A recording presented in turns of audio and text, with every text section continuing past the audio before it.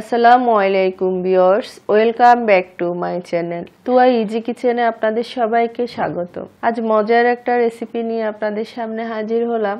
মটর ভুনা খুবই মজার একটা রেসিপি। এটা রুটি, পরোটা এবং লুচির সাথে পরিবেশন করতে পারেন, সবাই খুবই পছন্দ করবে। সহজভাবে করে দেখানোর চেষ্টা করেছি, আশা করি আমার রেসিপিটা আপনাদের ভালো লাগবে। চলুন মূল রেসিপিতে যাই। চুলায় একটা পাতিল বসিয়েছি আর পাতিলে সয়াবিন তেল দিয়ে দিলাম 3 টেবিল চামচের মতো। তেলটা একটু গরম হওয়ার পর গোটা জিরা দিয়ে দিলাম হাফ চা চামচ, 3টা লং দিয়ে দিলাম, 4টা এলাচ থেতো করে দিয়ে দিলাম, 2 টুকরো দারচিনি ভেঙে দিলাম, 2টা তেজপাতা ছিঁড়ে দিলাম। সব একসাথে দিয়ে কয়েক সেকেন্ড নেড়ে চেড়ে ভেজে নিচ্ছি।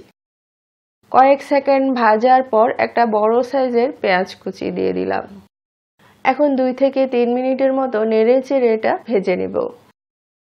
2 মিনিট ভাজার পর আদা বাটা দিয়ে দিলাম 2 চা চামচ, রসুন বাটা দিয়ে দিলাম 2 চা চামচ। এখন নেড়ে চেড়ে 1 থেকে 1.5 মিনিটের মতো এগুলো ভেজে নিব।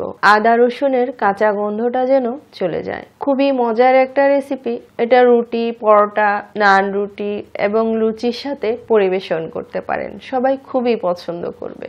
সহজভাবে করে দেখানোর চেষ্টা করেছি, আশা করি আমার রেসিপিটা আপনাদের ভালো লাগবে। আর আমার রেসিপিটা যদি ভালো লাগে লাইক, কমেন্ট, শেয়ার করবেন, আমার চ্যানেলটি সাবস্ক্রাইব করবেন, আমার পাশে থাকবেন, অনুরোধ রইল সবার কাছে। এখানে আমি মাঝারি সাইজের 2টা টমেটো ছোট ছোট করে কেটে নিয়েছি, এগুলো দিয়ে দিলাম। নেড়ে চেড়ে মিক্স করে দিচ্ছি। দিয়ে দিলাম 1 চা চামচ লবণ, পৌনে 1 চা চামচ হলদের গুঁড়ি, হাফ চা চামচ মরিচের গুঁড়ি, হাফ চা চামচ ধনিয়ার গুঁড়ি, হাফ চা চামচ জিরার গুঁড়ি। পানি দিয়ে দিলাম হাফ কাপের মতো। নেড়ে চেড়ে সব একসাথে মিক্স করে দিচ্ছি। ঝাল যদি কেউ বেশি খান আর একটু বাড়িয়ে দিতে পারেন। এখন মিডিয়াম আছে আমি 5 থেকে 6 মিনিট এগুলো কষাবো। ঢেকে দিলাম। ফিরে আসলাম 5 মিনিট পর। মশলাটা কষে গেছে, দেখতে পাচ্ছেন টমেটোগুলো গলে গেছে। এখানে আমি 2টা মুরগির কলিজা, গিলা, গলার হাড়, পাখনা নিয়েছি, দেখতে পাচ্ছেন। এগুলো দিয়ে দিলাম।